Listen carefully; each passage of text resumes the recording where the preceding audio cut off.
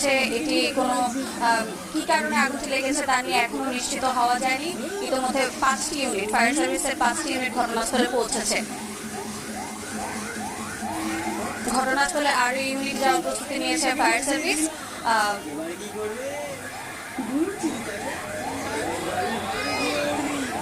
Fire সার্ভিসের আগুন লাগার এই ঘটনাটির কারণ না জানা গেল আমাদের হাতে আসে এই ফুটেজটি থেকে জানা গেছে আগুনের ভয়াবহতা সম্পর্কে কিছুটা হলেও অনুমান করা যাচ্ছে।